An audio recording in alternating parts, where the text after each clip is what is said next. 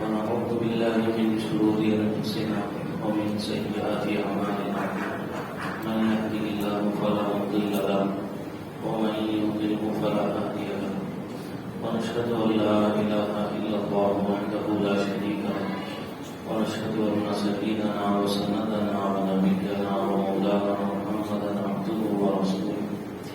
أما بعد فأعوذ بالله من الشيطان الرجيم بسم الله الرحمن الرحيم اقرأ باسم ربك الذي خلق خلق الإنسان من علق اقرأ وربك الأكرم الذي علم بالقلم علم الإنسان ما لم يعلم صدق الله العظيم.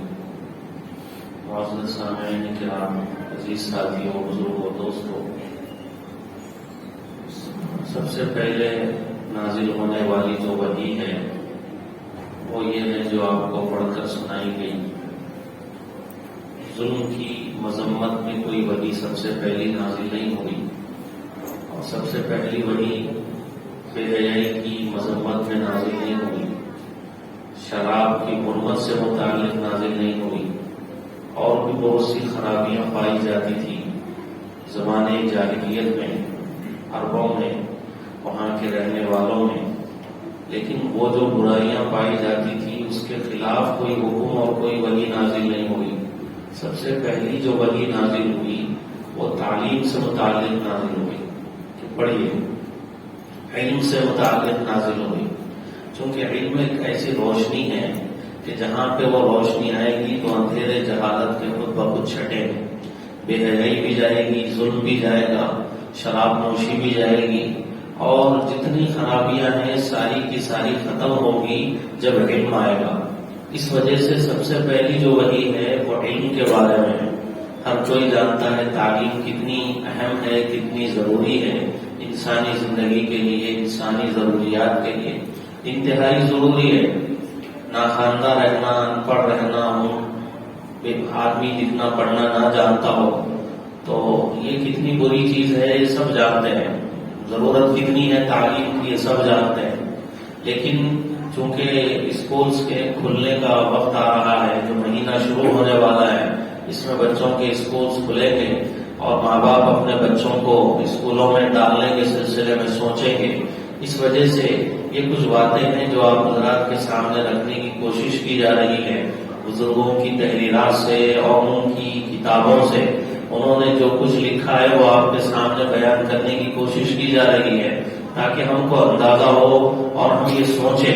اپنے بچوں کو پڑھانے سے پہلے کہ بچوں کو کیا پڑھایا جائے اور کون سے اسکول میں بچوں کو ڈالا جائے اور بچوں کو کیا تعلیم دی جائے، یہ ماں باپ کو پتہ چلے. اس لیے تو یہ جو آج کل ہم بچوں کو اسکولز میں ڈالتے ہیں، اسکولوں میں پڑھنے کے لیے بھیجتے ہیں، اور انگریزی اور عصری تعلیم ان کو دلائی جاتی ہے، اور وہاں کا جو سلیبس ہے، وہ جو نصاب ان کو پڑھایا جاتا ہے، وہ کچھ ایسا نصاب ہے کہ اس کو پڑھنے کے بعد میں بچے کا جو ذہن ہے وہ اسلام کے بارے میں، اسلامی احکامات کے بارے میں شکوک و شبہات میں مبتلا ہو جاتا ہے. عجیب و غریب قسم کے سوالات اس کے ذہن میں گشت کرنے لگتے ہیں اسلام کے بارے میں، اسلامی احکامات کے بارے میں. چونکہ لارڈ میکالے نے کہا تھا انگریز نے یہاں سے ہندوستان چھوڑ کے جاتے وقت میں کہ میں ایک ایسا نصاب تعلیم وضع کروں گا اور ایسا سلیبس وضع کروں گا کہ اس کو پڑھنے کے بعد یہاں کا مسلمان رنگ و نسل کے اعتبار سے ہندوستانی ہوگا، لیکن سوچ اور فکر کے اعتبار سے وہ ایک انگریز ہوگا. تو اس نے کہا تھا کہ ایسا میں نصاب تعلیم وضع کروں گا کہ اس کو پڑھنے والا وہ رنگ و نسل کے اعتبار سے تو ہندوستانی ہوگا، لیکن سوچ اور فکر کے اعتبار سے وہ انگریز ہوگا. تو اسی موقع پہ حضرت نانوتوی رحمت اللہ علیہ نے یہ کہا تھا کہ ہم ایسا نصاب تعلیم وضع کریں گے کہ اس کو پڑھنے والے رنگ و نسل کے اعتبار سے ہندوستانی ہوں گے، لیکن سوچ اور فکر کے اعتبار سے مسلمان ہوں گے، سوچ اور فکر کے اعتبار سے مسلمان ہوں گے. پھر اس کے بعد میں مدارس جگہ جگہ پہ انہوں نے قائم کیے اور مکاتب کا جگہ جگہ پہ جال پھیلایا بچوں کے دین اور ایمان کو بچانے کے. تو یہ بہت ضروری ہے کہ آپ جو تعلیم دلانا چاہتے ہیں دلائیں، لیکن اس کے ساتھ بچوں کے دین اور ایمان کی فکر کریں کہ بھئی ایسی تعلیم جس سے بچوں کا دین محفوظ رہے، ایسی تعلیم جس سے بچوں کا ایمان محفوظ رہے. ایسا نہ ہو کہ لاکھوں کا روپیہ آپ خرچ کریں, کروڑوں کا روپیہ آپ اپنے بچوں پہ خرچ کریں اور اس کے بعد ایسے لوگوں کے حوالے ان کو کر دیا جائے جن کے گودوں میں جانے کے بعد بچوں کا ایمان سلامت نہ رہے, بچوں کا دین سلامت نہ رہے اور اسلام کے بارے میں, پیغمبر اسلام کے بارے میں شکوک و شبہات ان کے ذہنوں میں ابھرنے لگے اور اسلام کو, دین کو وہ ایک غیر ضروری چیز سمجھنے لگے, ایک اجنبی چیز سمجھنے لگے. ایسا ہو سکتا ہے تو یہ سوچیں کہ بھائی بچوں کو پڑھائیں گے ان کے دین و ایمان کی حفاظت کے ساتھ. جیسا کہ ایک آپ نے سنا ہوگا, یہ جو عصری تعلیم گاہوں میں علم حاصل کرنے والے ایک بچے کے سلسلے میں ہمارے شہر کے ایک بہت بڑے ادیب ہیں اور بہت بڑے اللہ والے ہیں, انہوں نے ایک مضمون میں یہ بات لکھی ہے اور بیان کی ہے. انہوں نے بتایا کہ ایک بچہ اسکول میں تعلیم حاصل کر کے آ رہا ہے, اس کو وہاں پہ سمجھایا گیا ہے کہ جو روزہ رکھا جاتا ہے یہ غیر فطری عمل ہے, یہ غیر ضروری عمل ہے. بچہ اگر 5 گھنٹے تک بھوکا رہے, 4 گھنٹے تک بھوکا رہے تو عجیب عجیب بیماریوں میں وہ بچہ مبتلا ہوتا ہے, اس کا اثر بڑھاپے میں جا کے ظاہر ہوتا ہے. ایسی چیز بچے کو اسکول میں بتائی گئی اور عقلی طور پر اس کو سمجھایا گیا کہ روزے میں کچھ فائدہ نہیں ہے, یہ ایک بیکار چیز ہے, غیر ضروری چیز ہے, ایک غیر فطری عمل ہے. یہ ذہن لے کے بچہ گھر کو آیا اور اپنے والد سے اس نے پوچھا کہ بھائی روزے کے فائدے کیا ہیں, عقلی طور پہ آپ مجھے سمجھائیے. تو وہ باپ اس کو سمجھا نہیں سکا. باپ نے کہا کہ بھائی روزہ رکھنا اللہ کا حکم ہے, اس لیے ہم کو روزہ رکھنا ہے. اور بچہ پوچھتا ہے کہ بھائی عقلی طور پہ اس کو سمجھاؤ کہ اس کے فائدے کیا ہے. وہ باپ اس کو سمجھا نہیں پا رہا ہے, جس کے نتیجے میں وہ بچہ کہتا ہے کہ بھائی ایسا روزہ تو میں رکھوں گا ہی نہیں جس میں نقصان ہے اور اس کی وجہ سے جو ہے نقصان ہونے والا ہے, بیماریاں ہونے والی ہیں, اس لیے میں ایسا روزہ نہیں رکھوں گا. یہ بچہ کہہ رہا ہے اور اس نے کہا کہ بھائی خاموخواہی میں اپنے آپ کو تھکاؤں گا نہیں, اپنے آپ کو میں مصیبت میں ڈالوں گا نہیں اور میں روزہ نہیں رکھوں گا. یہ کہہ کے بچہ روزہ نہیں رکھتا ہے اور اسی حالت میں اس بچے کی موت ہو جاتی ہے, اسی حالت میں وہ بچہ مر جاتا ہے. تو یہ ذہن بنایا جا رہا ہے. اسی طرح ایک بچے کا سرکاری نوکری کے لیے, ملازمت کے لیے انٹرویو لیا گیا. انٹرویو کے دوران میں اس بچے سے پوچھا گیا کہ بھائی اسلام میں مرد کو ایک سے زائد نکاح کی اجازت ہے, عورت کو کیوں نہیں ہے؟ اسی طرح سے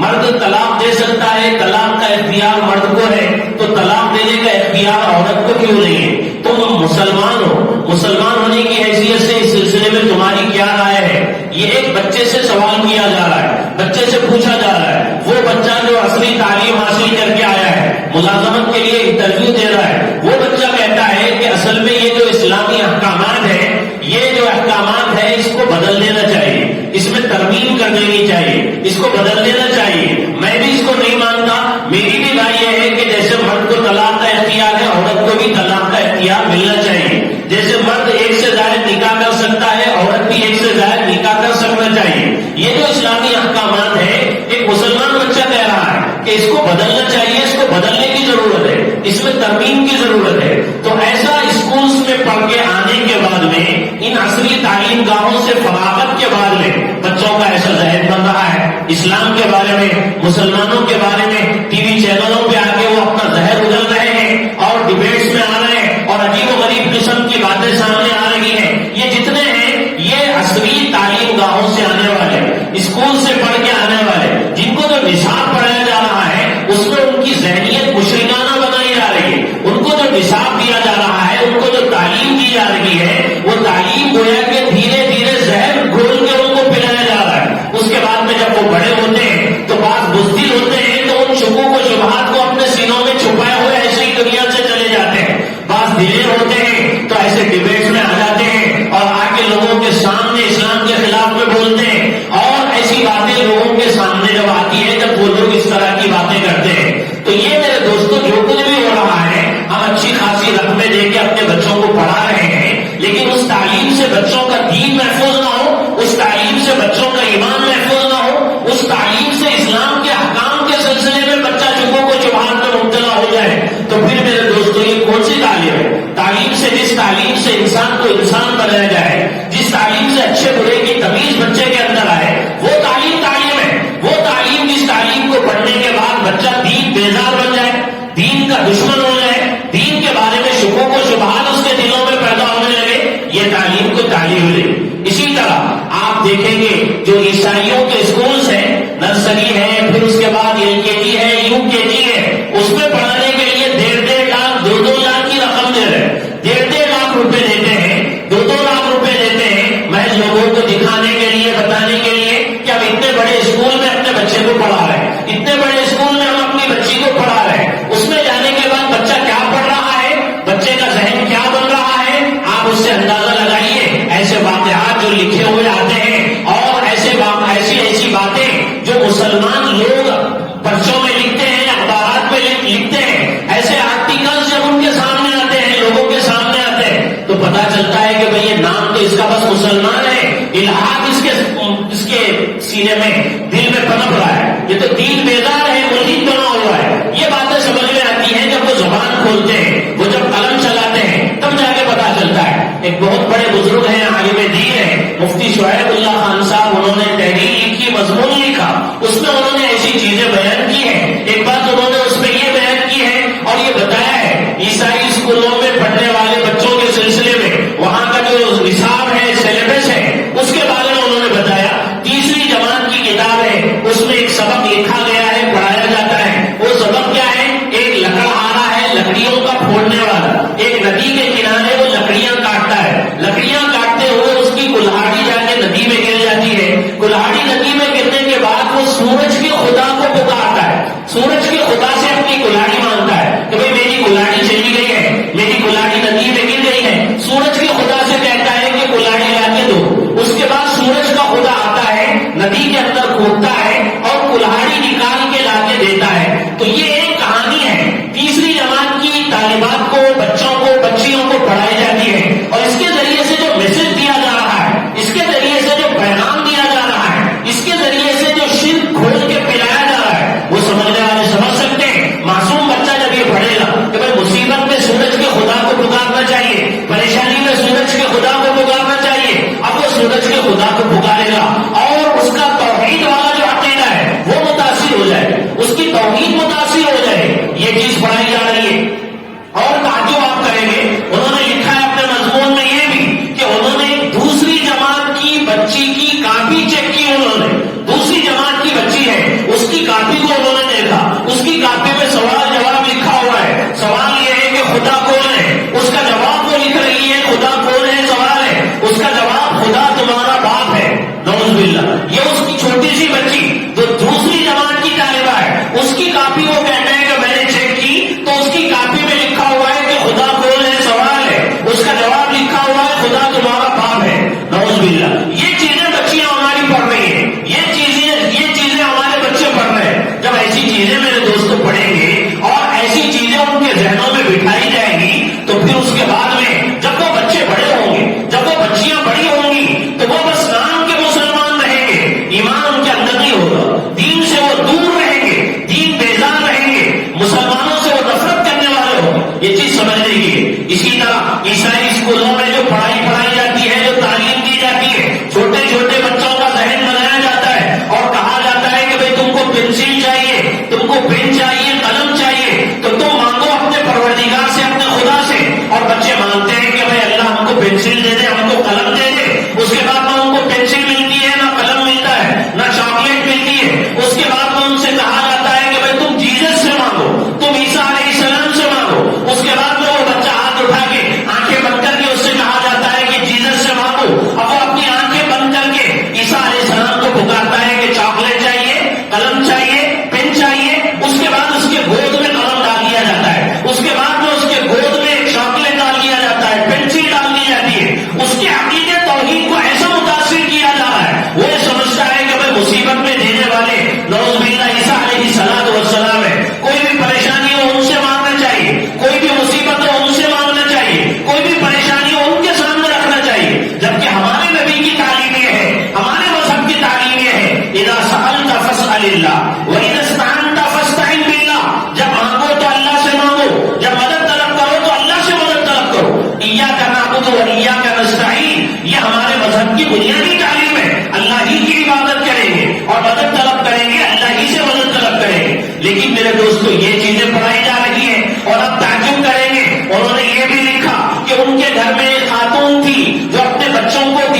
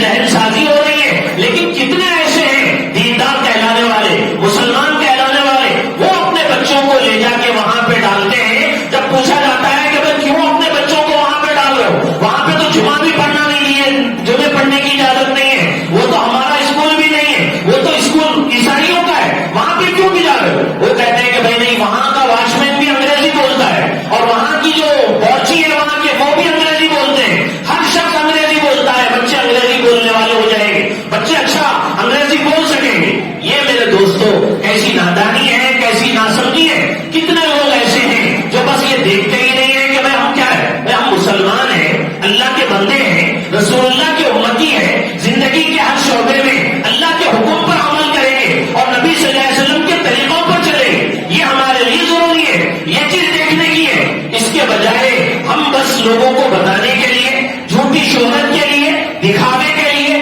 نام نمود کے لیے لاکھوں کا روپیہ لگا کے ایسے اسکولز میں بچوں کو دیتے ہیں، وہ عیسائیوں کے حوالے کرتے ہیں اور کہتے ہیں کہ بھائی لو ان کے ایمان کو لوٹو، جو کچھ بھی ایمان کا ایک پھپا بھی ہے اگر ان کے دل میں تو اس کو کھرچ کے نکال دو۔ زبان سے تو نہیں کہتے ہیں، لیکن ہم اپنے عمل کے ذریعے سے یہ بتانا چاہتے ہیں، اپنے بچوں کو غیروں کے حوالے کر کے اور ان کے عقیدے توحید کو متاثر کر رہے ہیں، ان کو اسلام کا دشمن بنا رہے ہیں، اسلام کو ایک اجنبی چیز سمجھتے ہیں۔ اسلامی احکامات کے سلسلے میں عجیب و غریب قسم کے شکوک و شبہات ان کے ذہنوں میں پنپ رہے ہیں اور شکوک و شبہات پیدا ہو رہے ہیں، بلکہ پیدا کیے جا رہے ہیں۔ ان کو یہ چیزیں سمجھائی جا رہی ہیں، ان کو یہ چیزیں بتائی جا رہی ہیں۔ اس لیے میرے دوستوں آپ بچے کو اسکول میں ڈالنے سے پہلے یہ فیصلہ کیجئے کہ میں پڑھاؤں گا، اچھے سے اچھا پڑھائیے، آپ جو بنانا ہے بنائیے، ڈاکٹر بنائیے، انجینئر بنائیے، سائنسداں بنائیے، جو بنانا ہے اپنے بچے کو بنائیے۔ اس کے ساتھ ساتھ بچے کو دیندار بھی بنائیے، بچے کو ایمان والا بھی بنائیے، بچے کو مسلمان بھی بنائیے، اور بچے کو رسول اللہ کا سچا امتی بھی بنائیے، اور نبی صلی اللہ علیہ وسلم سے محبت کرنے والا بھی بنائیے، اور بچے کو نبی صلی اللہ علیہ وسلم سے عشق کرنے والا بھی بنائیے، اور اس کو بتائیے کہ اسلام تیرے نزدیک سب سے قیمتی چیز ہے، تو اپنی جان دے سکتا ہے لیکن اسلام نہیں چھوڑ سکتا۔ تیرے نزدیک سب سے عقیدہ اہم ترین کوئی ہے، وہ عقیدہ توحید ہے، کسی بھی حالت میں تو اس کو متاثر نہیں کر سکتا۔ بچے کو سمجھایا جائے، حضرت سمیہ کی شہادت کا واقعہ سنایا جائے، انہوں نے جان دے دی لیکن اسلام کو نہیں چھوڑا، پیغمبر اسلام کو نہیں چھوڑا، اور نبی صلی اللہ علیہ وسلم کے دامن کو نہیں چھوڑا۔ کتنے ایسے صحابہ کرام ہیں جنہوں نے اپنی جانوں کے نذرانے پیش کر دیے لیکن انہوں نے اسلام کو نہیں چھوڑا اور پیغمبر اسلام کے دامن کو نہیں چھوڑا اور نبی صلی اللہ علیہ وسلم کے دامن کو نہیں چھوڑا، مضبوطی سے تھامے رہے۔ ان کے نزدیک سب سے قیمتی اگر کوئی چیز تھی تو ان کا اپنا مذہب تھا، ان کا اپنا دین و ایمان تھا، ان کا اپنا اسلام تھا۔ یہ چیز ان کے نزدیک سب سے قیمتی تھی۔ یہ بچوں کو بتانا ہے، یہ بچیوں کو بتانا ہے، یہ ان کے ذہنوں میں بٹھانا ہے اور یہ ان کو سمجھانا ہے کہ بھائی تم شوق سے کالج میں پڑھو، پارک میں گھومو، تم شوق سے کالج میں پڑھو، پارک میں گھومو، جائز ہے غباروں میں اڑو، چرخ پہ چھوڑو، جائز ہے غباروں میں اڑو، چرخ پہ چھوڑو، بس ایک سخن بندہ ناچیز کا رہے یاد، اللہ کو اور اپنی حقیقت کو نہ بھولو۔ ایک بات یاد رکھو، جہاں پڑھنا ہے پڑھو، جو پڑھنا ہے پڑھو، جو پڑھانا ہے بچوں کو پڑھاؤ، جو بنانا ہے بچوں کو بناؤ، لیکن بچوں کو پہلے اپنے اللہ کے بارے میں بتاؤ کہ بھائی تم کہاں بھی رہو، جہاں بھی رہو، زندگی کے کسی بھی، دنیا کے کسی بھی کونے میں رہو، اللہ کے حکم کو تم نہیں چھوڑ سکتے، نبی صلی اللہ علیہ وسلم کی سنت اور طریقے کو نہیں چھوڑ سکتے۔ تم اللہ کے بندے ہو، تم مسلمان ہو، تم رسول اللہ کے امتی ہو، نبی سے عشق کرنے والے، محبت کرنے والے ہو۔ تمہارے نزدیک سب سے قیمتی اگر کوئی چیز ہے تو وہ تمہارا دین و ایمان ہے، وہ تمہارا اسلام ہے۔ یہ چیز بچوں کو سمجھا کے اس کے بعد آپ جو پڑھانا ہے پڑھائیے۔ اللہ سے دعا ہے جو کچھ کہا گیا ہے اللہ تعالیٰ ہم سب کو اس پر عمل کی توفیق نصیب فرمائے۔ آمین۔ وآخر دعوانا الحمدللہ رب العالمین۔